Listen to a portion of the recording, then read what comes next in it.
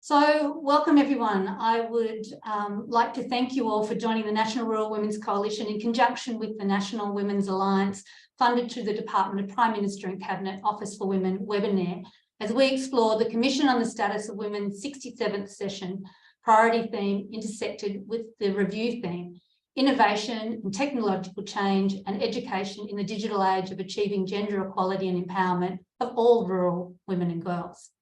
This session is being recorded and a copy of the webinar will be available for download from the National Rural Women's Coalition's website. Keep an eye out on our socials for easy links.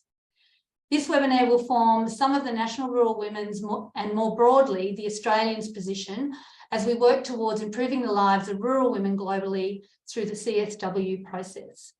Today we have on our webinar National Rural Women's Coalition's President Leonie Noble, Vice President Joe Stewart-Rattray, and other directors, members, volunteers and stakeholders. We thank them for their continued dedication, expertise and lived experience that we advocate on behalf of rural, regional and remote women in all their diversity. We also want to acknowledge the support and tireless work of our sister alliances, which are the National Aboriginal and Torres Strait Islander Women's Alliance, the Women with Disability Australia, Harmony Alliance, Equality Rights Alliance, and the National Women's Safety Alliance. Together, we are a powerful voice of women living in rural, remote, regional Australia, and in fact, right across Australia. It is my great pleasure now to welcome Bernice Hookey. Bernice is a proud Wurundjeri woman, mum and change maker. She's an accomplished speaker, author, mentor and leader, and also my friend. Bernice is the principal of MZB Empowerment, which she created to improve the quality of life for mob. She is a voice for the voiceless. Bernice is also a lead facilitator of the, and Bernice, sorry if I get this wrong, Yangalangmi. Through this program, Bernice seeks to strengthen and empower of individuals through unique place-based program delivery in a culturally safe environment across Australia. Bernice is committed to walking with other women along their leadership journey and supporting them to thrive. I thank Bernice for bringing us a welcome to country today. Thank you, Kelly. Good afternoon, good morning to all of our participants that are joined on the webinar. Thank you. Yes, I'm a proud Wurundjeri woman from the Lower Gulf of Carpentaria, and it's the Yangalangmi Strong Women, Strong Communities program initiative with the in collaboration with Tranby. Today, I'd like to take this opportunity to acknowledge the traditional custodians, and I am calling in from Wulgaruka Bindal Nation, and I extend that to the lands, waters, seas and community for where you are all calling in from today.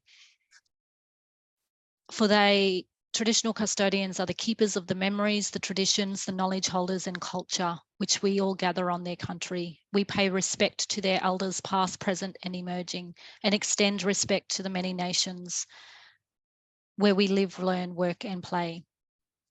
We here at the National Rural Women's Coalition appreciate and begin by understanding the fundamental relationship and respect to learn and grow on country where we live, learn, work and play and wherever we meet.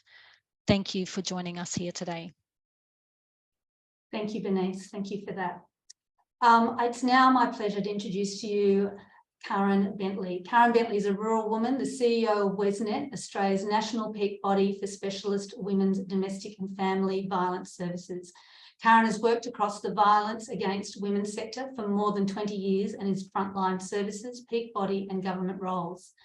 A tech enthusiast and strong anti-violent advocate, Karen specialises in all things to do with the intersection of technology and violence against women, regularly providing advice to government, departments and technology companies. Karen has recently attended the roundtable in New South Wales on the dating app safety. Karen has also trained thousands of frontline workers and other professionals around technology safety and is the co-founder of the Safety Net Australia project. Thanks very much, Karen. Thanks, Kelly. Lovely to be here, everyone. And I'm just going to start sharing my screen, which will hopefully work. I don't know about you, Kelly, but whenever I'm doing anything to do with technology on technology, I tend to have a few technology glitches. It just seems to be the way of the world. So hello everyone. I'm really delighted to be here today. First of all, I'd like to let you know that I'm coming to you today from the land of the Dja Dja Wurrung here in central Victoria. I pay my respects to elders past, present and emerging, and also to any First Nations who are joining us on the call today. So lovely to be here. Just in case you don't know about WESNET, WESNET is the national peak body for domestic and family violence services across Australia. There are about 350 specialist women's services in Australia, many of them not in rural, regional and remote, but some are. And we do a lot of work around helping women escape and recover from domestic and family violence. We're also a founding member of the Global Network of Women's Shelters, and we work with our sisters across the globe to try and help with good practice around responding to domestic and family violence and ending violence against women. We also do a lot of work around the intersection of violence and technology. So we do a lot of work with trying to educate tech companies and attending roundtables like the one from last week.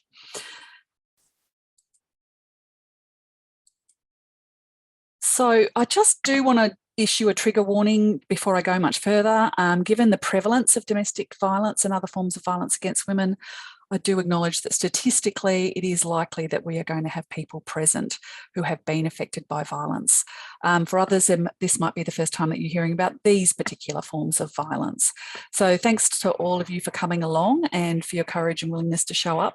And if at any point it is too much, please take a break and please take care. And I've put that 1-800-RESPECT number down there in case anybody needs to contact or reach out for support.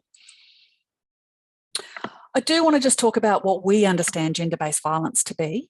And it comes in very many forms, and it's much more than just physical violence or sexual violence that we're talking about. We tend to think about gender-based violence as a pattern of power and control by one person over another person. And that power and control can manifest in many different forms and different ways. Here are some common ways that we see gender-based violence. So we have physical and sexual, but we also have coercive control, which you may be hearing about now, where in those circumstances, there's actually no physical violence present at all in many cases. But nevertheless, the victim survivor is not free to do as she pleases. We also see violence in the form of things like dowry abuse or using someone's visa or migration status as a control tactic. And gendered violence also occurs in institutions, particularly for women with disabilities and First Nations women. And we also see forms of gender-based violence such as reproductive coercion. Violence against women is not just here in Australia, it's a global problem, and 1 in 3 women throughout the world are likely to experience violence in their lifetime. Australia falls into, on this map, the Western Pacific region of the world, where according to the 2018 World Health Organization data, on average about 1 in 4 women will experience physical or sexual violence by a partner or sexual violence by a non-partner in their lifetime. I also just wanted to quickly put some stats up about who's living in rural, regional and remote Australia. So around 7 million or 28% of the population actually live in rural, remote areas, according to the ABS. And one of the other things that's concerning around this is that in the 2016 Personal Safety Survey, it was reported that women living outside major cities at the time of the survey were more likely to have experienced violence from a current or previous partner since the age of 15 compared to women living in major cities. So that's 23% outside major cities compared to 15% in major cities. It's also stark that the rates of hospitalisations for domestic and family violence are much higher in rural, regional and remote Australia than they are in major cities. If you live in outer regional Australia, you are 3.4 times more likely to be hospitalised, 16.6 times if you live in remote Australia, and 45.5 times more likely to be hospitalised for domestic and family violence. And those are very shocking statistics. And here's a graph to just show you how stark that is for people living in remote and very remote Australia. So why is this? Well, rural, regional and remote women who experience family violence also face many additional barriers. So living in these areas restricts a victim's ability to leave a violent relationship because it's harder to access both informal support, say, support from friends and families, and formal support. So that might be police, health or domestic violence support services. This is even harder for women with disability or who identify as Aboriginal or Torres Strait Islander, LGBTQI, or as a migrant or a refugee. Services and support for these groups is even more limited than those for the mainstream services that are available in rural and regional areas.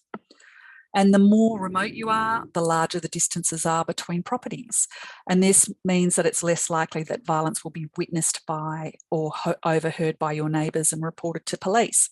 Compare that to the really dense housing populations of the city where you can hear everything happening next door.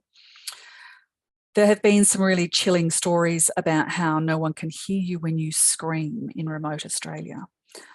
And if you're living in a really isolated property.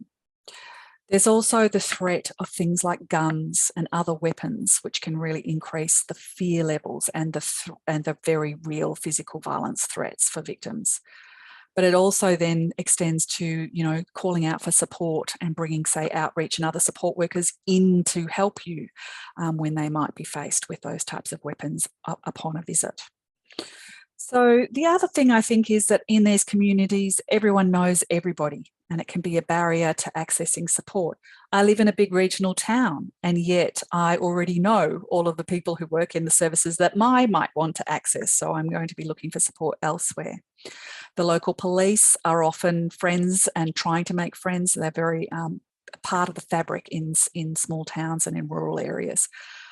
And, there are also times when the perpetrator may be best mates with the local police, or the police themselves could be the perpetrators. There are all sorts of barriers to speaking out. There are more likely to be attitudes that enforce rigid gender roles, and domestic violence is more likely to be seen as a private family matter. In terms of other types of barriers, there's also less opportunity for employment, which can be a very powerful pathway out of violence for women. And that's also matched by lack of access potentially or access to education opportunities. If women can actually be more economically independent, they have so many more options about leaving. There's also in rural, regional, remote Australia, less social housing. So many women are constantly having to choose between homelessness or staying in violence. There may not be any accommodation, crisis accommodation in rural, regional, and remote parts of Australia, which means people are forced to travel into bigger towns and cities using private or very, very limited public transport options, or there may be no transport options at all. There's also less access to support and health services than is available in metropolitan Australia, and limited access to things like legal services. Survivors also face greater likelihood of encountering lawyers with a conflict of interest when they're seeking legal assistance, because the local lawyer is advising everyone, or maybe the perpetrator, and can't also represent you. And things like intervention orders are also less likely to be enforceable in the more remote you are. The other thing is that many people in rural communities in particular have very complex financial arrangements and pressures. And this can mean that things like divorce and separation can be much more complicated and much more of a disincentive. And RRR communities also face bigger risks with natural disasters such as bushfire and floods. And these events are becoming more frequent, and there is a known correlation between economic and other stresses and the escalating levels of domestic and family violence that's been strongly shown after the bushfires and floods that we've experienced here in Australia recently. So why do we need to talk about technology? Well, we need to be talking about technology when we're talking about violence against women, because victims and survivors of gender-based violence also need to use technology. We're living in a digital age. In fact, it can be argued that we're now more than ever dependent on technology as a result of that global pandemic. Our very connection and communication in our lives, in society and for work now depend on technology. And across the world, we're also starting to see many essential services being delivered via technology. In Australia, for example, our access to universal health care through Medicare and to unemployment and other government social security payments through Centrelink is now entirely dependent on using a mobile phone app. Not having equal access to technology and the internet means that you do not have access to the same benefits and opportunities that other people do. Unfortunately, living in the digital age also means that perpetrators are misusing technology for bad reasons. Actually, it's not the technology that's doing this, it's just old behaviour with new tools. It's the person who is misusing the technology. But that said, we do have to acknowledge that technology is making things so much easier for abusers in some cases. If you are a victim of technology abuse, it can feel incredibly traumatic. And in some cases, even where the abuse takes place online, and I'm thinking in particular here around sexual violence and potentially videoing sexual violence, the trauma can feel worse than the crime itself, because it's not just between you and the abuser, it's now between you and the entire internet. We also commonly hear that it feels as though the abuser is now everywhere and that he knows everything and that there's no point trying to leave because he has you tethered by technology. And it's everywhere, unfortunately. And our recent survey of 400 frontline workers showed that 99.3% of DV practitioners say that they've got clients experiencing technology-facilitated abuse. And unfortunately, what we also hear is that women are told to get off technology in order to avoid the abuse. So if you're being abused on Facebook, get off Facebook, love. But we have to remember that the problem is actually the abuser here, not the technology. And we need to stop telling women that they've got to get off technology or that they should stop using technology in order to avoid the abuse. We need to be thinking about the person who is misusing the technology.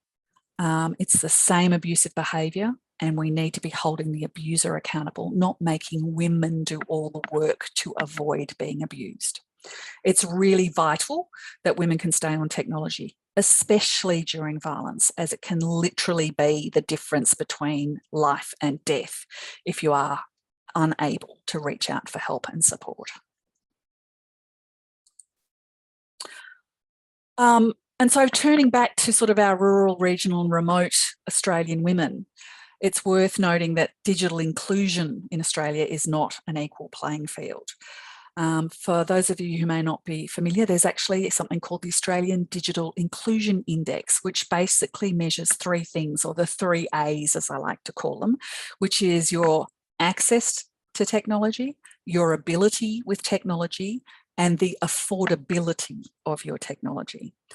And so in Australia, that's increasing all the time, and we have quite a good overall score compared to many global countries.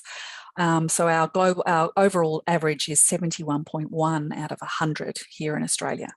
But in regional Australia, it's 67.4. And we know that parts of remote Australia are sometimes really disadvantaged in terms of access and affordability to the internet, with some communities having, no broadband access or having a really heavy reliance on the local phone box because you cannot get a single bar of reception. I think one of the encouraging things that has emerged out of the last survey is that the digital divide is decreasing between men and women. Women do still have a slightly lower digital ability score than men, and that increases with age. But this pattern has just been shown to be reversed in regional Australia. Regional Australia women are more digitally included than men. What is clear is that Australians with high digital ability scores are better enabled to manage their health, access education, participate in society, organise their finances, follow news and media, and connect with friends, family, and the wider world. So it's really important to try and keep us on technology. So up to this point, I've been focusing on some of the ways that technology can be misused, but we also like to focus on how technology can be used for good. It can help women remain connected and seek support and help. Increasingly, apps and technology are coming in with ways to increase privacy and security settings so that everybody can be safer online. We're seeing new types of technology coming through specifically designed to help women stay safe. And we also need to be able to provide women with information about how to use things safely or different devices so that they can be safer on technology and continue to use it. One of the best things about technology and violence against women is that there's always a digital trail. It's a two-edged sword, and that means you can use it now, and we are using it in Australia to gather evidence and hold perpetrators accountable. And tech can also now be configured to enhance safety and privacy. So it's really opening up a whole world of new options. And it's also very handy to, but again, try to remember that the problem's the abuser, not the technology. I want to go through some of the ways that technology is being used to help women generally who are experiencing violence against women. Obviously, it helps us all stay connected. There's so much more information available now about this topic. When I was growing up, the only information that I could get privately and anonymously was from the library or some kind of health service if I could get in and find somebody that I trusted and that I didn't know. And if you didn't have anyone you could talk to, you were basically stuck in an isolated bubble with your own thoughts. And we're increasingly seeing all sorts of new apps, and I'll show you some in a sec, which can also provide advice, help and support. We're also on the edge of a whole new landscape of technology with things like artificial intelligence and augmented reality. And also things like smart technology being able to transmit live information like GPS tracking.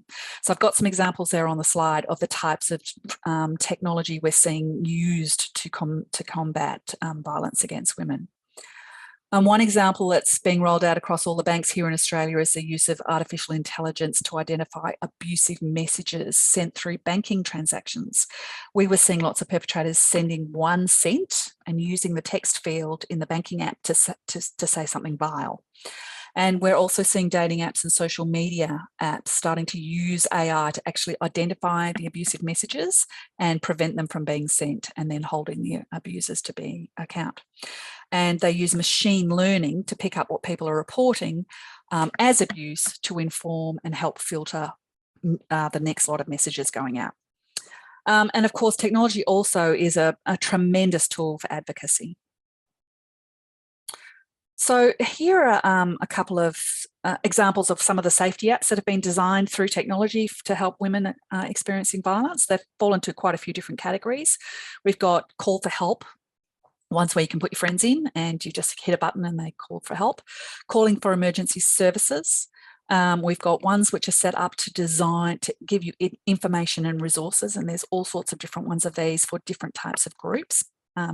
Some are focused on domestic and family violence. Some are, Women with Disabilities Australia has a fabulous one for people with intellectual disabilities. We are seeing them for evidence and documenting, and we're also seeing things like wearables and duress alarms. For example, the Apple Watch can now be used to call emergency services. In fact, when my dog barreled me over the other day, it tried to ring 000 because it thought I'd had a terrible fall. So I mentioned some of those barriers and issues before, and I thought it might be useful just to go through some of these barriers and sometimes some of the technology opportunities that we have. So for social and geographic isolation, sorry, I'm missing an eye there, we've got more ways than ever to connect with family and friends. We've got more ways to find out information and about what is normal. Is what I'm experiencing abuse? Am I experiencing domestic violence? Do I need to get help? More ways to reach out for support, more opportunities for people to find communities of support. With lack of services, there are more ways to actually reach online services. So if you can't go to the service in your town because everybody knows you and you'd be seen with your car parked out there, you can reach out to a whole range of other services. Lack of employment, there are now online courses, and we're seeing a big increase in remote work now. So maybe it's possible to do some work online if you've got access to technology. That access to essential services, you don't have to travel 100 kilometres to your nearest Centrelink office anymore. You can just dial in and get access to that on an app. And technology also enables people to find communities and to not feel so isolated. If you're a trans woman or somebody in a small regional community, then being able to get online and find your people can be incredibly empowering. There are always, you know, some buts with all of that, and we are seeing some big issues there around monitoring and data privacy and security, but I won't go into those. I just wanted to highlight some of those. So in conclusion, we have a long way to go in sort of raising the awareness around getting technology and using technology, and also the services and supports that we need into rural, regional and remote Australia, and we need to keep raising awareness about the issue. We've got really major infrastructure and human capital shortfalls in those areas, and we need funding paradigms and funding mechanisms to take into account some of those issues and fundamental differences that happen in rural, regional and remote Australia. Access to the internet is a human rights issue. We all should have access to the internet, and living free from violence is also a basic human right. So thank you very much for having me. I just want to know that's all. I'm happy if, I don't know whether, Kelly, we've got any time to have any questions, but yeah. If anyone does have a question for Karen, just put it in the Q&A. If Karen can get to that as we go through, fantastic. If not, we will make sure that she gets them and we will get back to you with your question. It was fantastic, Karen, to hear that stat that rural women are taking up technology better than our urban sisters. I do like a little win. Yes. It's fantastic. And just to remind everybody, if there was something in that presentation and you want to review it, we are recording and it will be on the NRWC website probably by tomorrow afternoon, and you'll be able to download it from there. Karen Bentley, always an absolute pleasure. Thank you so much for that. Thank you. Now, you'll all have to be just a little patient with me. Our next presenter is the amazing Alana Moller. She is the president of Isolated Children's Parents Association nationally. And as would be, today is the day that she's taking her daughter to university. So she is coming to us by video. But let me first introduce Alana. Alana is a remote living woman from Claremont, Queensland. Alana has a keen interest in rural education since her own school days, growing up on the family cattle station outside a small mining town. Once completing all of her schooling in that small town, she completed a Bachelor of Education, English and Geography, always with the intent to go back and teach rurally. Alana met her husband in a roundabout way as a result of completing a prac teaching placement in Claremont. And after getting married, Alana continued to contract and supply teach in Claremont and other towns close to where she is till 2010, when her eldest daughter started distance education and she became the home tutor, meaning that her teaching continued and 10 years later down the track to one child in the classroom. Alana joined the Federal Council known as the ICPA, the Isolated Children's Parents Association, and all that it stands for precisely for her because it reflects her passion for rural education and the importance of pursuing equality, accessibility for isolated children. As president, Alana sits on all the ICPA's federal portfolios, and they are a force to be reckoned with. So if you can just bear with me, I will bring up Alana's presentation.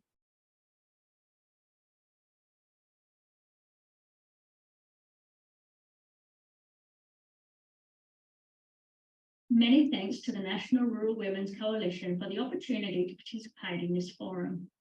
As mentioned, I'm here representing the Isolated Children's Parents Association, also known as ICPA. ICPA is a totally voluntary parent body dedicated to ensuring all geographically isolated, rural and remote students have equity of access to a continuing, high quality and appropriate education determined by their aspirations and abilities rather than the location of their home. This encompasses the education of children from early childhood through the tertiary. Children may be educated in small rural schools, by distance education, attend boarding schools or school term hostels, sometimes have limited early childhood service access, and have to reside away from home for tertiary and training access.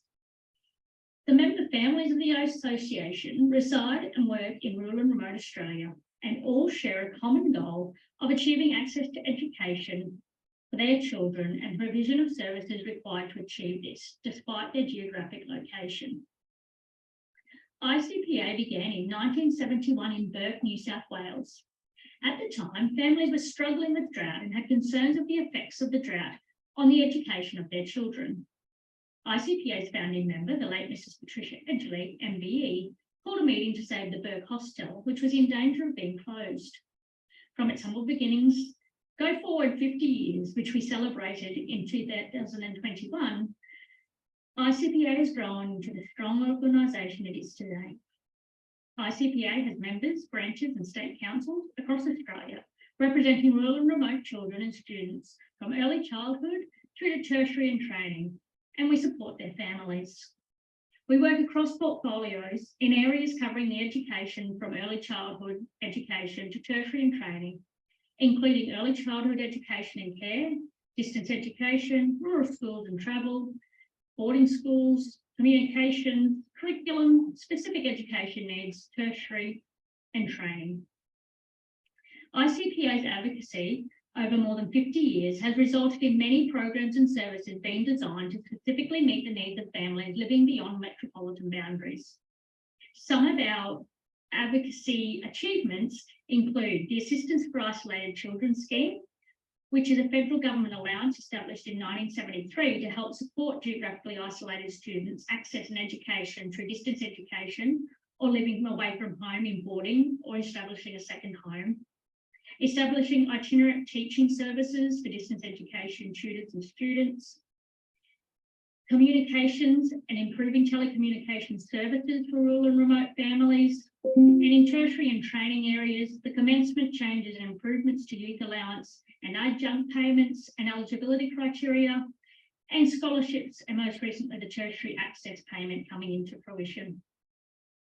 In essence, ICPA believes that equitable education in geographically isolated locations is essential to ensuring our rural and remote communities are maintained and thriving. Let me paint a picture. Dad sits on the veranda at the cattle property 150 kilometres from town with the stock and station agent after looking at the cattle in the yards that Mum and the kids helped get in after school yesterday. Dad and the agent eat the scones Mum made while she sits in the schoolroom with a toddler on her lap, teaching the 5-year-old to read and the 7-year-old their times tables. After sitting up late last night paying bills. The tasks are endless, which make her indispensable to the family and their business, yet she remains somewhat invisible to the outside world. Indeed, until 1994, Australian women were legally not allowed to call themselves farmers, yet for generations, women have been contributors to rural and remote Australia in so many ways. So how does this relate to the topic on which I'm speaking? Education in the digital age for achieving gender equality and the empowerment of all women and girls. Essentially, education in our digital age has given women in rural Australia opportunity, a presence and a voice. As technology has expanded, so too has the opportunity to receive an equitable education, with the ability to engage directly with a variety of resources, personnel and experiences using digital technology. In rural areas today across Australia, in offices and schoolrooms, on tractors and trucks, women are engaging with all forms of technology, all while juggling commitments that many could not even imagine. I'm speaking to you from my home office on my family-owned and operated cattle station, 120 kilometres from my nearest township, while my 10-year-old daughter sits in our home schoolroom speaking to her teacher 400 kilometres away on the internet and listening to her peers who are spread across outback Queensland. The technology which allows this to happen, while a day-to-day norm right now, was not so long ago pie in the sky to many. Yet in order to study by distance education, children and their home tutors, who 85% of the time are their mothers, have been working with this type of technology for many years. My eldest daughter was undertaking online lessons in 2011 at the age of 6. Indeed, throughout the pandemic, those of us who have been utilising this technology on a daily basis suddenly became experts, with others calling on us for advice on how to manage online schooling in the home. While the relatively rapid advancements in the technology available in the isolated home schoolroom have provided more significant opportunities for geographically isolated students to engage with their education, considerable access and affordability barriers still exist in rural and remote Australia in the digital age. In these areas, adequate communications often underpin the ability to access education programs and resources. Thus, the importance of ensuring high quality, reliable and affordable communication services are available for educational purposes is critical to empowerment within the digital age. ICP Australia believes there are a number of key points of particular importance to achieving this. First of all, adequate internet connectivity needs to be provided, maintained, improved and expanded for equitable education in regional, rural and remote locations. We know that internet services for regional, rural and remote students have been enhanced, improved and expanded over time. And this must continue because the nature of education in these locations means the need for connectivity is great and education is often reliant on these services. Internet connectivity in rural and remote locations should meet the needs of all aspects of education, including special needs such as speech therapy, music and other extracurricular activities which are more easily accessed by urban counterparts. Furthermore, educational sites that are required for education purposes need to be easily accessible, and provision of an affordable and reliable transportable internet service solution for geographically isolated education is required for those families who, due to the nature of their work, do not have a permanent location or address. Secondly, telephony services need to be provided and maintained in regional, rural and remote areas, including the continued provision and maintenance of landlines in rural and remote areas, especially where mobile coverage is not available, and until such time as viable alternatives are made available to all areas. Thirdly, repairs and maintenance of communication systems in rural and remote areas need to be prioritised when education is dependent on these services being available. And lastly, it is essential that families living in rural, regional and remote Australia have access to communication services commensurate to their needs and comparable to those provided in urban areas. Rural and remote families must have access to more than one source of communications, and repairs need to be prioritised for these locations when schooling is dependent on services being available. Technology and the digital age have and will continue to transform the lives of those living in rural and remote locations. It provides an opportunity to receive a more equitable education while maintaining a presence in rural and remote communities. Whereas once upon a time, girls and women may have needed to leave the community they were born into to pursue education and career pathways, they now have far broader options available by technology where they live. And as the women in these locations, often mothers, expand their horizons through technological means, they are empowering the girls in their communities to take hold of these opportunities as well. We cannot rest on our laurels, however. We need to ensure that in this digital age, tools are available to ensure that education can be maintained and built. Part of this is ensuring that suitable structures are in place within communities, financial aids are available to pursue education, and infrastructure and other resources are not only available, but are adequately maintained for growing need and use. The key to an educated rural and remote Australia in this digital age is accessibility and affordability. And this must be addressed if we are to ensure women, girls, and indeed whole rural and remote communities are empowered and equality is achieved.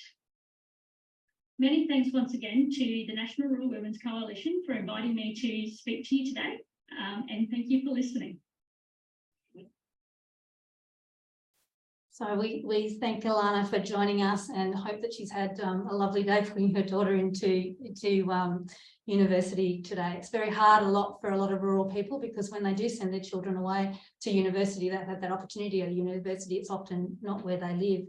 And the interesting thinking coming about that, and it's something that we've been hearing, or we have been hearing for years and certainly advocating for years, is that the technology that we need in rural, remote and regional Australia has to be affordable. It has to be reliable. I note that the School of Air, it still has to use sometimes the UHF channels to be able to contact people, because sometimes technology in terms of the internet isn't available for all. So there has been some great leaps, but also there's some enormous gaps across the country in terms of access and affordability to internet technologies. Now, I thought I've just got a couple of minutes. Karen, were there any questions in the Q&A that you might like to address? Oh no, just lots of people loving Karen's session, so that's fantastic. If you do have a question that you want to put to Karen or any of our presenters, if you just use the Q&A, which you'll see at the bottom of your screen, that will be fantastic.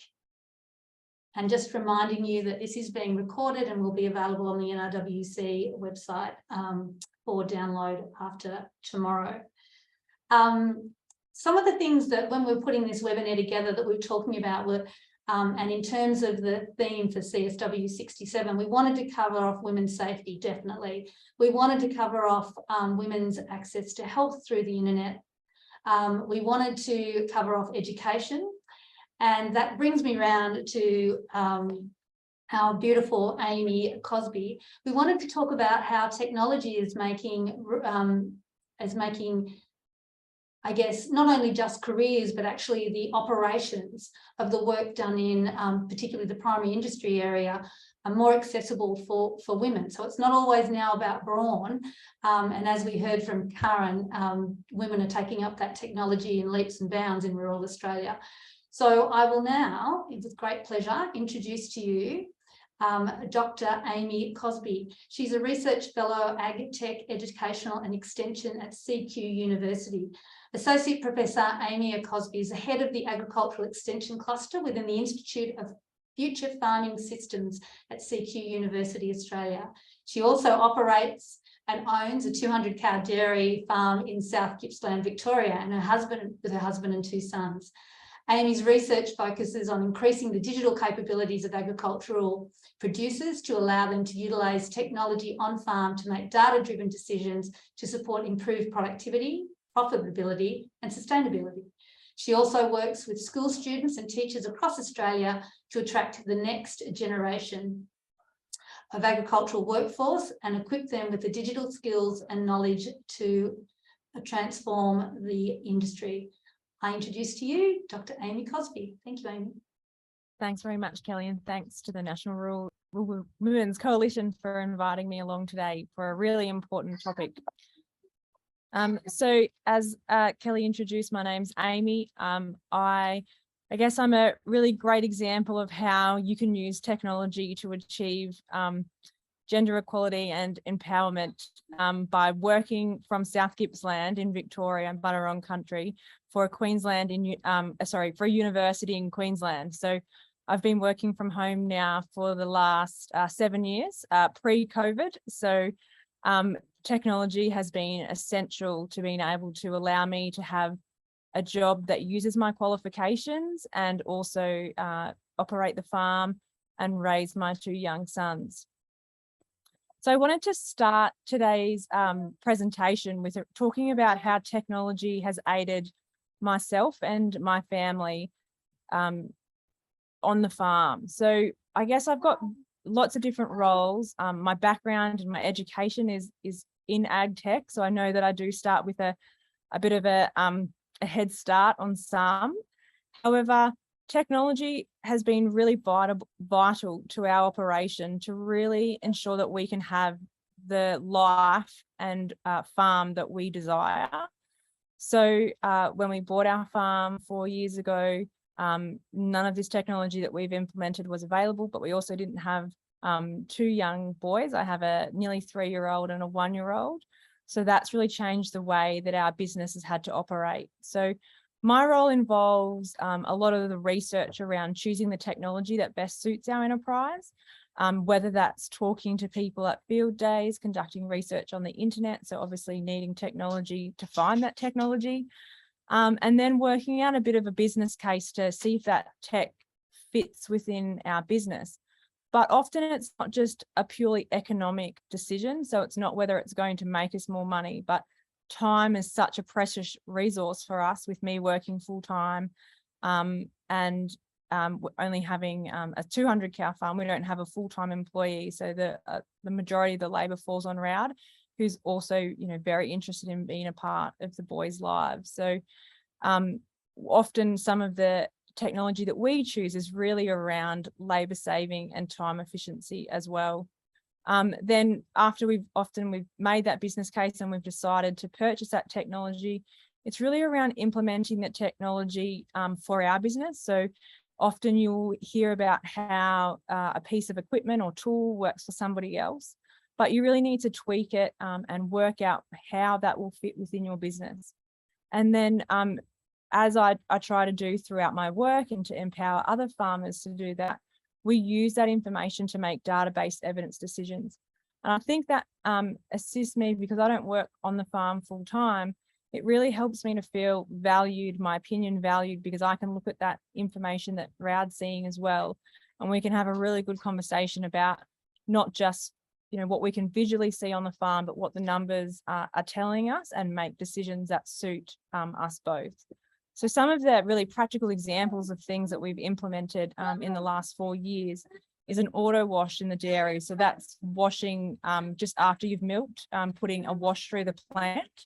And that saves us 30 minutes every milking. So now that we can just sort of hit that and then do other jobs while it's going on, 30 minutes is massive when you milk twice a day. We also have on-animal sensors, so some collars that the cows wear, and they use technology such as accelerometers, so measuring their activity and their behaviour to identify if any of them are having health issues, and also detecting heat when we're joining, so artificially inseminating our cows to get in calf. So that's been great, obviously from an animal welfare perspective and productivity, but also reduces that need for constant visual checks of animals, especially during calving time, because we do have that information readily available on our phone. So an auto draft is probably one of our latest additions to the farm, and that's allowed us to only have one person in the dairy milking when we're joining. So previously we had to have someone milking, and then when the cows walked out of the dairy, manually sorting the cows out with a gate which cows needed to be joined. But now by putting that auto draft technology, it's automatically done, so that eliminates the need for two people in the dairy.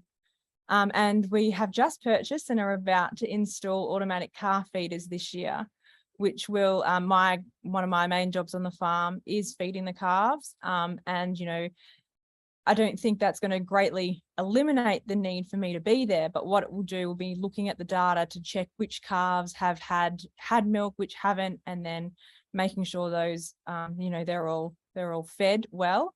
But one of the great things about that as well is it really does reduce that need for heavy lifting of buckets, which is something, manual labour, and making sure that we've got great WHS practices in is obviously really important.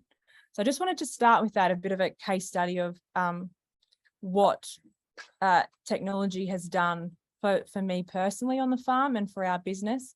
And I'm seeing more and more people across Australia have similar stories to this. But I also wanted to tell you what I see my vision for achieving equality empowerment for rural Australia for women and girls. So a lot of the work that our team does is all around raising aspirations and increasing confidence for women and young girls to pursue careers in the ag industry. So we have a great focus on technology, because we think technology is one way for women to use their skills and perhaps their interests to really feel confident and to make a difference. So I've sort of identified here what I see as critical to ensuring that rural Australians, and especially young women and women in general, feel that they can achieve equality and empowerment. But today I wanted to talk particularly about women's role in agriculture, and how the digital revolution is creating space and opportunity for women in the workforce that hasn't really been happening in the past. So from these stats here, you can see that women make up 50% of the overall workforce of all industries in Australia, but in agriculture, women only represent 30% of employees. However, women do contribute 84% of all off-farm income. Now, often I think, perhaps that 30% is really underestimated. Do women that have an off-farm income but also contribute to agriculture or farming in their home business, do they identify as someone that works in agriculture? But more disturbing, I guess, and things that there's lots of programs that we're seeing now to try and shift this, is that only 14% of management roles in ag business are held by women, and just 18% of ag corporations have board members that are female. So clearly there's work to be done in this space, and tech is providing us an opportunity to begin to improve those numbers.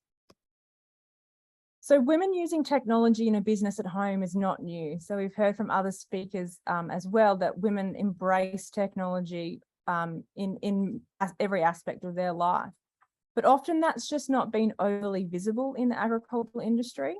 But we're seeing from recent research by Hay is that rural women are 3 times more likely to use technology on farm than men. And that when they are able to use those on-farm tech solutions, they feel empowered and that they're contributing to on-farm improvements. So anecdotally, we often hear from females that they're really interested in going and implementing technology, but they don't feel that they're heard, that they're not seen as part of the farming business, and therefore they don't have the confidence to perhaps broach that subject with their partners or the family to implement technology, and instead are perhaps doing their own research and thinking about it, but not just having that confidence to jump over the line to implement it on the farm or in their ag workplace. But there is a real opportunity for women to take on these roles because it's often aligned with the strengths and interests that we already have. There are still many structural barriers that still exist. So studies have found that men's decision-making, including age, attitude, and education have contributed to a lack of female engagement in this space. That marketing for these sorts of products is often only targeted at men. So that they're, that already puts us at a bit of a backward step. That often, technology-based decisions have been falling to people who we see as invisible farmers. So the farmers that are perhaps not the ones that are, I guess, identifying as a farmer because they're not full-time, they have other work commitments, they have caring responsibilities, all those sorts of things. But now more than ever, this digital revolution of agriculture is allowing females to be more visible and contribute to the on-farm use of technology. So in seeing this, we have run several programs in our research team aimed at increasing the skills, capability and confidence of women in agri-tech. Our most recent project is a pilot project called Female Farmers of the Future. It's part of the Drought Resilience Grants and Ideas Grant, and we're running a small pilot program in Victoria this year. So we had a small amount of funding to support one applicant to implement technology on farm and then hold a workshop or a field day on farm to share with other women in their community how they went about it, the issues they found, how they overcame those challenges and the benefits it's having for them and their family. So this round targeted females from a non-farming background and they had to be located in Victoria. And many people asked us why we were looking at people from a non-farming background, and we found that those women who don't have heritage links to agriculture have even less social capital and confidence to take up roles or apply for opportunities than those that did come or grow up on the land. So we weren't sure the popularity, if there was people that would be interested in this opportunity. We were outstanded when we had 48 applications for one position. So that was what we, I guess, in Victoria, potentially quite a narrow scope, but we had many, many applications from women all over the state, from all different types of enterprises, from different family setups, different ways they'd got into agriculture, So we were actually lucky enough to be able to get extra funding. So we funded 4 females to implement technology solution on farm. We provided those women with mentors from their local regions and helped match them with technology that will suit their enterprise. And they'll all be running a field day in May. So our website, agriteceducation.com, will be highlighting when those field days are on if you're a woman interested and living in Victoria. As part of the application process, we asked women that were applying a series of questions. So 84% of those women that applied felt that they would be confident that they could learn the skills needed to integrate technology on farm. Not only did they feel confident, but they were willing to do so, which often is not something that we've seen with our male counterparts. There's been more of a lack of willingness and openness to implementing technology, whereas women seem very much more open and excited about the opportunity.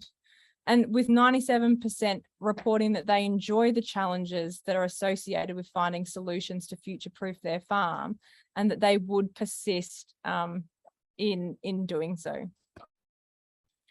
Some of the issues that I guess that have reiterated past research and what we've heard anecdotally is that less than 37% of applicants felt well connected to their communities.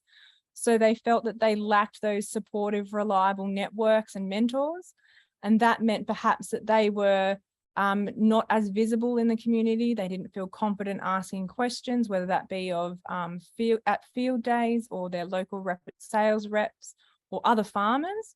So this program really will provide the successful females with networks, not just with the other participants, but also people in their local district.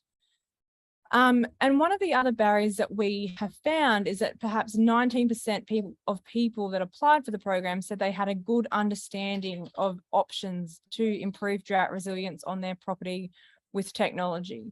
So knowledge is power, and knowing your options is obviously really important.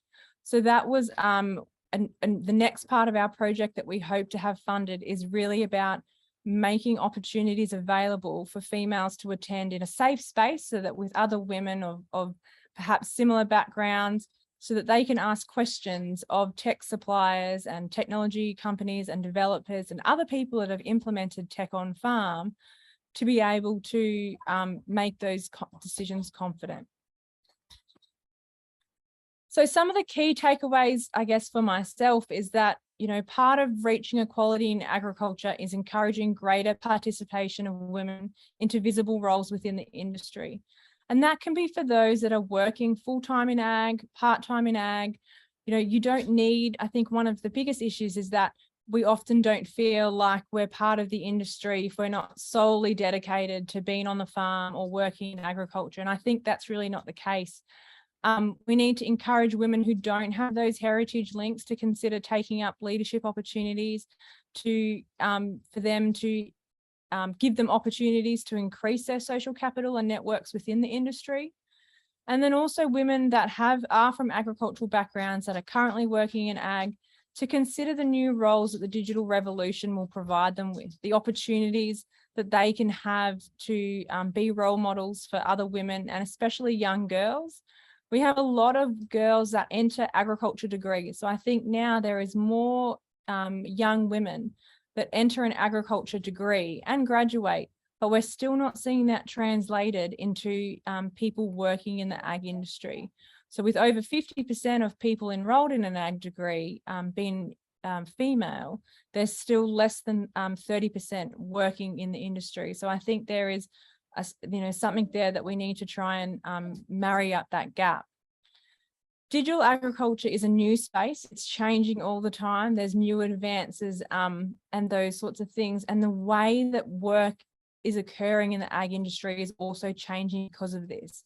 There are more part-time roles. There are more opportunities to work from home and to have flexible positions.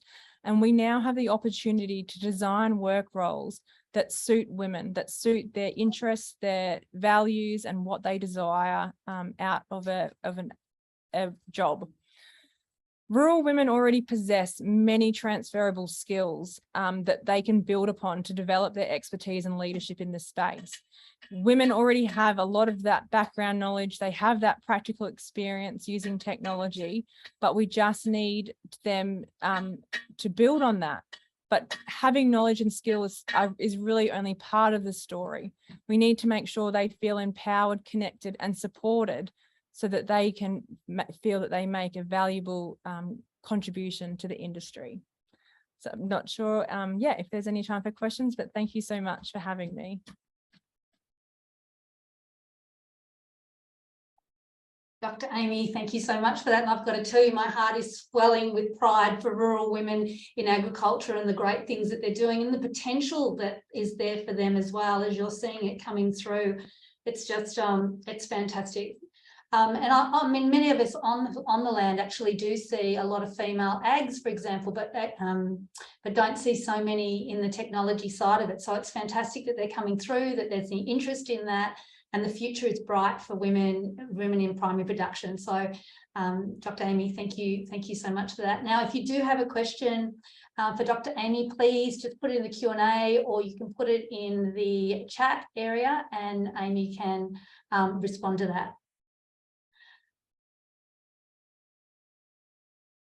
So it is now my great pleasure to introduce to you our final speaker for the day, which is Anna Newland. Anna Newland is a PhD candidate on rural women's sexual and reproductive health at the University of Sydney. She's rurally based PhD researcher investigating the experiences of rural women and healthcare providers in managing unintended pregnancies with a focus on abortion. Anna has a multidisciplinary tertiary background in media and communications, international studies, and public health. After a decade of working in international development and human rights, a brief stint with the World Health Organization in Geneva inspired a career shift into the university research sector and a renewed passion for sexual and reproductive health and rights. Anna lives and works in Wurundjeri country in Orange. Welcome, Anna. Thank you very much. It's great to be here. And I'm just going to try and share my presentation there. Just tell me when I've got it going. Yes. Yes. Hello, everybody online. It's been fantastic to hear the other speakers and really different perspectives from different parts of the world that we as rural people are involved in, both professionally and personally. I'd like to acknowledge that I am beaming in from the beautiful Wurundjeri country in central West New South Wales. You can see it's the big orange blob there, and I live in the regional city of Orange. And I'd like to acknowledge that First Nations women and people have been managing pregnancy and birthing on this country for many, many tens of thousands of years, but yet still are often at the most disadvantaged in terms of reproductive rights and health access. So to frame the conversation today, I'd like to talk a little bit about sexual and reproductive health and rights and what that really means on a kind of global scale, particularly as we think about how we represent what's happening in Australia at the United Nations in the coming months. And it was way back in 1998 that there was a big shift in the way in which sexual and reproductive health and rights moved from just being solely about maternal and child health to being more broadly about the social, personal well-being of people in their sexual and reproductive lives. And you can see up there, this is a statement that was given on the floor of the International Conference of Population Development that has really stuck over the past couple of decades in terms of what sexual and reproductive health and rights aspirations are. And they are that people are able to have a satisfying and safe sex life, and that they have the capability to reproduce, and what I'm going to emphasize here, and the freedom to decide if, when, and how often to do so. And so what we're hearing really loud and clear from those messages is it's really shifted from women's job is to reproduce, and that is the function of your sex life, to you are allowed to have a satisfying and safe sex life, including reproduction, but you are also entitled to bodily autonomy and choice. So that's a really important shift that we've seen happen at an international scale. Now, reproductive health in rural Australia. Karen already showed this map, which is the map of the different categories that the Australian Bureau of Statistics uses to categorise levels of remoteness. So the major cities of Australia are the dark green, which you can barely see, and then as it gets lighter and paler, that moves that to remote parts of Australia. And that star is where I am. So I'm in a regional part of Australia. So who are the reproductive population of Australia? Well, according to the 2021 census, there are about 1.5 million females living outside capital cities of reproductive age. And we think of reproductive age as being between the ages of 15 to 44 years. And the reason why we choose that age is that it is the age at which a person or a woman can seek health services without consent of parents as a 15-year-old. I'd like to also note that we also know that there are people who do not identify as female or as women who can conceive, carry pregnancy and live in rural Australia. And those people are included in the way that we conceptualise reproductive health in our region. Now, in terms of digital access, we've already heard a little bit from the previous speakers about this, but we know that 87% of Australia's population now have a smartphone, and of that 87%, 97% are aged between 18 to 34 years. We don't necessarily know how many of those people live in rural, regional and remote Australia, nor who are female and of reproductive age, but we can make an assumption there that the digital divide is closing, which is a really positive thing for us to be able to see. Now, in terms of reproductive health in the digital age, there's a couple of new terms that I've only come across really as I've been doing my PhD research that I thought might be worth coming across here. And the first one is mHealth. So mHealth, as opposed to eHealth, really refers to the use of mobile wireless technology for healthcare. So that might be your smartphone, your mobile phone. It could be a wearable, or it could even be a laptop. The idea being that it's something that you can take with you as you move through life. It also often is referred to in terms of mobile self-care. And this is something that the WHO had coined quite some time ago in 1998, but it's still in use today. The second one is femtech. Now, I kind of like the idea of femtech. This was a term coined by a Danish entrepreneur called Ida Tien about 8 years ago, who designed what's called Clue, which was an app to track menstruational periods. And so she talks about femtech as being the kinds of mobile or technology applications that are specific to women and specific to women's health.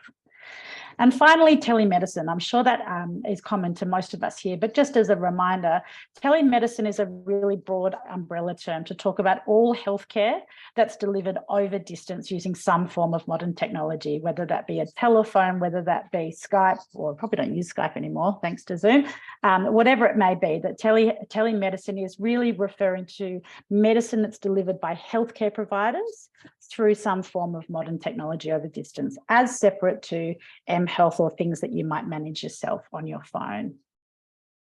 So in terms of the digital age and what's really exciting for reproductive rights in Australia is that we're seeing a proliferation of new ways in which people can understand their reproductive lives through the use of apps.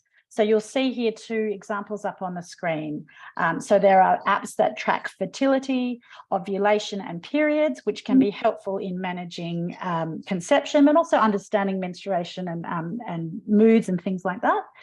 And if you progress to pregnancy, that there are also many apps that are available to be able to track things like fetal growth, pregnancy stages, and breastfeeding. And this is really important. And we know, actually, this is probably a little bit outdated and it's from 2016, that at that point in time, 40% of women in a study done acknowledged that they use at least one app for these purposes. So that was, I can't remember, 7 years ago now. So it would be interesting to see how that's increased.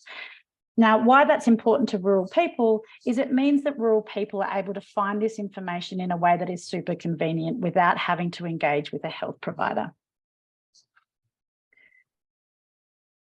And I'm going to do a plug here for some research that's happening within my research centre. So in terms of preconception care or getting healthy for pregnancy, there's really fantastic work being done in this space on what's called the Healthy Conception Tool. So this is Australia's first app being created for preconception care that actively uses consumer input, including from rural women, rural, remote and regional women and their partners. So the idea was to really understand what people are needing in terms of preconception care advice. And you can see there on the two panels to the right, there are questionnaires that you can fill out, information about endometriosis, other conditions and smoking, but really tailored to ensure that rural people's lived experience is included there in terms of preconception care. Now, other things that are happening in the digital space, contraception. Now, it might seem crazy to believe, but you can now get contraception online. So there are a small number of companies that are providing contraception through a subscription service. So you sign up for an annual fee, you participate in an online questionnaire and do an interview with a medical professional, a GP.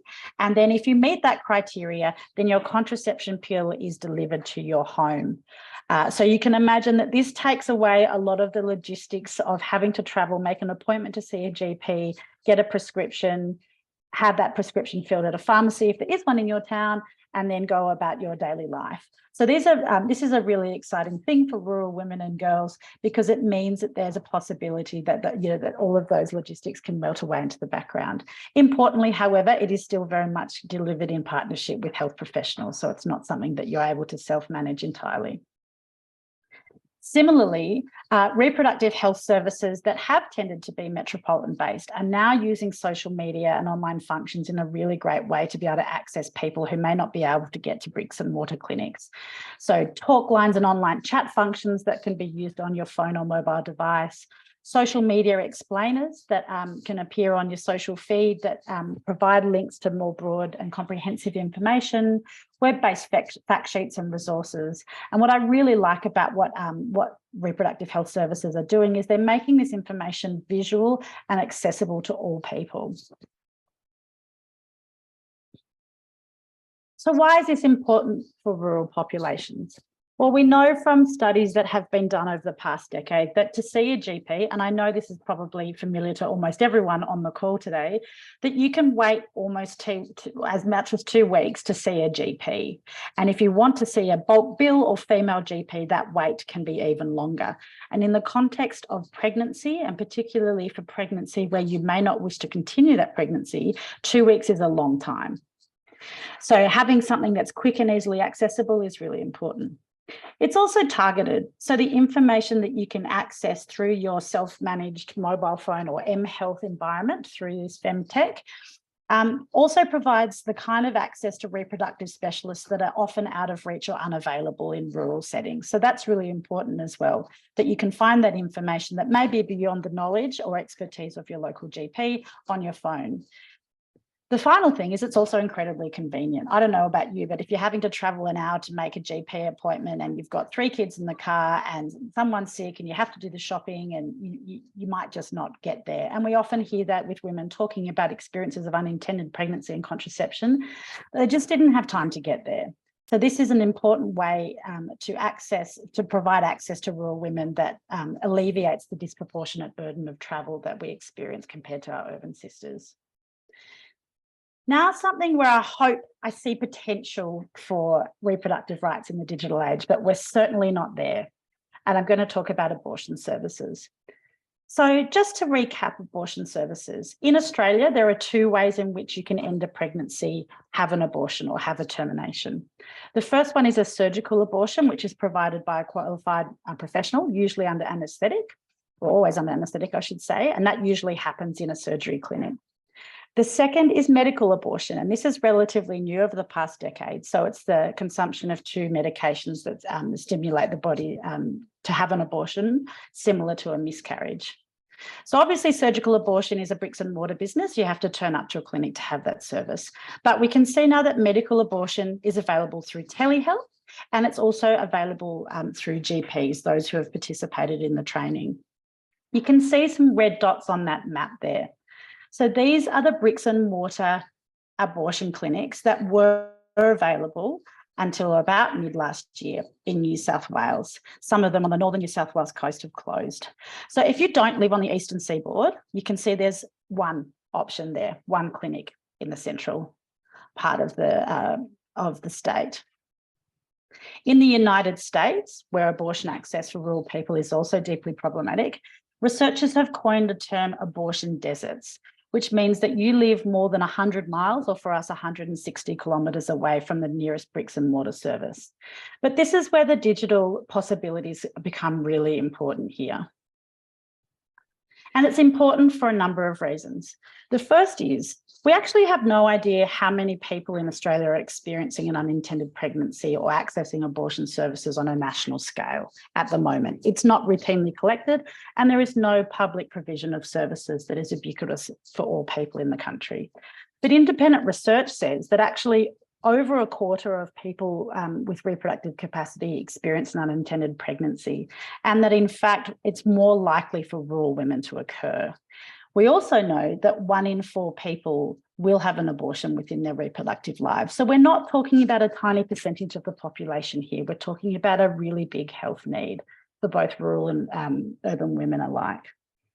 As I mentioned, surgical abortion is, of course, a bricks and mortar thing, and there's very limited access in rural areas, but we are seeing an interesting development with the provision of medical abortion through GPs and through Marie Stopes Australia and other providers. This map here, however, shows you that in that same region, which is where I live, in that red circle, you can see that not only do we have an abortion desert in terms of surgical abortion options, but that we actually have patches of the country where there is no GP or no pharmacist available to provide medical abortion, or there is a GP but no pharmacist, or a pharmacist but no GP. So there's no silver bullet here about solving abortion access through the provision of medical abortion. It's really important that we continue to think through the ways in which digital services, particularly health services, can be maximised to increase access. And you can see up there from a study in 2019, 30% of women in Australia lived in areas where there was no prescription of medical abortion, and that includes 50% in remote Australia. But the good news is there's some really exciting things happening in this space, and I think there's really easy and tangible things that we can be doing. So organisations like Marie Stopes International Australia, or MSI Australia, offer telehealth at-home abortion services now. And again, this is something that is provided by a health service with telemedicine used to ensure that people are being able to undertake abortions at home in safe ways. There are videos online explaining how the abortion will undertake, so really clear information so that you have strong expectations of what the steps are and what the experiences are like. But what we're seeing, so this is a situation where you can call up this service, MSI Australia, and go through the steps that they require, including have an ultrasound in your local town to confirm pregnancy. But studies that have been done recently in 2021 say that in terms of the rural health profession, that while there's widespread support for these types of models and acknowledgement that this will increase access and reduce travel and costs, that in fact the rural health professional community doesn't really understand, or has limited understanding of what's required in medical abortion, and that often GPs are unaware that this service exists until patients request a referral. So there's an upskilling of the rural health crowd to ensure that they are able to be the enablers to connect patients to these services. Recently, we've done a study in Western New South Wales, talking to people who've experienced unintended pregnancy in our region. So we spoke to 20 people between the ages of 22 and 40, all of whom identified as women, and all of whom had been living in, or most of whom I should say, had been living in rural areas for most of their lives, or over 5 years. 10 of those continued their pregnancy and 10 had an abortion. But more importantly than that, 16 of the 20 people considered an abortion as a possible outcome for their unintended pregnancy. So they went through a process of trying to work out what they wanted to do with the pregnancy and seek health services for that. What we found out from the people who considered abortion was that there were 4 factors that affected rural access. And these are no surprise to any of us, but really important that we keep reminding folk, particularly the folk decision makers in Canberra, of this. That finding access to abortion is fragmented, both for patients and providers, that there isn't a public pathway and it can be really unclear where you need to go in the very first instance. That people in rural communities know that some practitioners do not believe in or support abortion, and it's tricky to find the few willing practitioners who are trained and able to provide these services in the local community. And also that you might not want to go to that person who is trained in that local community, because that person could be your mum. Hi, mum. My mum's online. It could be someone you know. It could be your ex-partner. It could be someone who you don't want to be privileged to know about your personal circumstances. And lastly, the old trifecta of travel, logistics and money, that if you're having to travel into capital cities, that costs money, time off work, you have to organise accommodation, sometimes childcare, but these are complex and disproportionate situations that urban sisters do not necessarily have to experience at the same scale. So that when we're thinking about access, that we really need to overcome all 4 of these at once. It's not as simple as dropping an abortion clinic into every single town, not that that would ever occur. That's not going to solve the problem. Going right back to that definition of sexual and reproductive health and rights, it's really coming down to choice, that rural women and girls need to have choice. So the digital solution to abortion access issues that I see, we saw that in Western New South Wales, we live in an abortion desert. It is no surprise that that is the same across Central Australia and into Western Australia, but there's really exciting work being done at a state-based level in other parts of the country. So these are all interactive maps that have been created by different organisations in different states, Victoria, in Queensland, and most recently in Tasmania.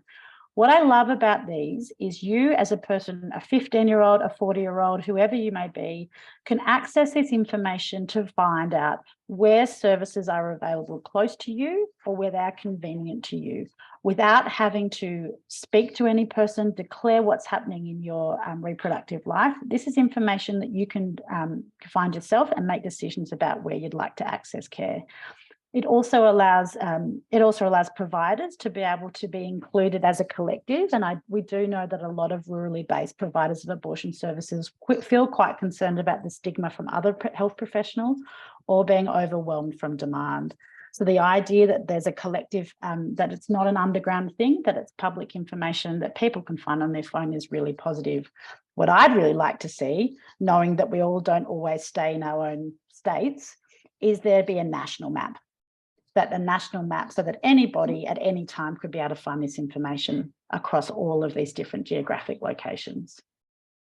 And why I'm so passionate about this and why I think it's really important is the flip side to this for rural women and girls is the very real possibility that lack of access to services like abortion could mean that people are continuing pregnancies that they do not want or that they do not feel that they are able to manage. And that is problematic, not only for that person and their potential children that they already have, it's also impact on their relationships, their ability to contribute to the economy, and also the life of that future unwanted pregnancy, that child.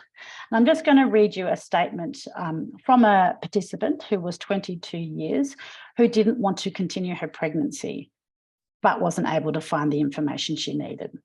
I didn't really get the answers I was looking for. Looking back now, I really just wanted to know what my options were in terms of seeking, having an abortion or keeping the baby.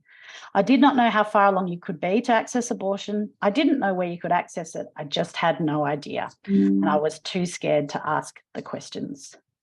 So today, here on the panel, in your conversations that you're having with people as we move forward to be advocating for rural women's reproductive rights, the possibility that digital access to information to be able to locate services is paramount, so that people like this participant here can make the choices that best reflect their sexual and reproductive rights. And if you'd like any more information about our studies or any of the stuff I've talked about today, you can contact me here. My email address is on the screen, and I'd like to just acknowledge the University of Sydney and the Sphere Centre for Research Excellence and my colleagues for the support they've provided on my PhD research. Thanks. Anna, so thank you so much for that. There was just so much rich information in there, and I'm sure. Hello, sorry. Oh, Hello, yes. sorry. Oh, hi. So yeah, so much rich information in there for women living in rural, remote and regional Australia. And what did really struck me was this problem with people just not knowing. And you know, the vital, I guess, lifeline that this teleservice for medical abortions is perhaps able to give so many women out there in rural, remote and regional Australia. And I guess we just have to get the message out there that that information is available. So Anna, thank you very much, and I'll be following up with you after the webinar. I just also want to acknowledge that Anna assisted the National Rural Women's Coalition when it put in a submission on the universal access for reproductive health. And if you're interested in the submission that the NRWC did put in on that, just click onto our website, go in through the resources, and you'll see the full print there. So thank you, Anna. So we've got 5 minutes, so I've just got a couple of little notice board announcements, if you will be patient with me. If you're interested still in continuing your journey of learning and what's happening in the CSW67 space in terms of what the National Women's Alliances are doing, Women with Disabilities Australia and the Equality Rights Alliance are having their webinar on the 9th of February at 3:30 to 4:30.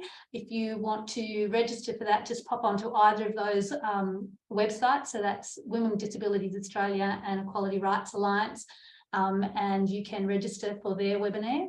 The other webinar that the National Women's Alliance put on each year before CSW is how to participate, and a bit of a thematic look at the priority theme and the review theme, and that is on the 17th of February. So put that in your diaries, 10:45 for the thematic review. And if you want to learn how to participate in CSW67, Equality Rights Alliance, Helen Daly Fisher is running a session prior to that. So again, just pop onto everybody's Facebook pages and you will see the links on how you can participate in those sessions. And if you haven't been to CSW before, or it's going to be your first time to go, or you want to know how you can participate from Australia, I highly recommend that you go to those sessions on the 17th. So 3 minutes to go. We've been, presenters have been fantastic, running to time. It's been wonderful. If you've got any last minute questions, I encourage you to put them in the chat or in the Q&A. But it is my great pleasure to thank our wonderful presenters, Alana Moller, Karen Bentley, Dr. Amy Crosby, and Anna Newland, and for our welcome to country from Bernice Hookie. It's been so wonderful. There's been such wonderful information shared with us all, and we will be taking that as we work on the Zero report and putting in points for rural, remote and regional women on the topic of CSW this year. So thank you very much, everybody, and we hope you enjoy the rest of your day. Thank you for joining us.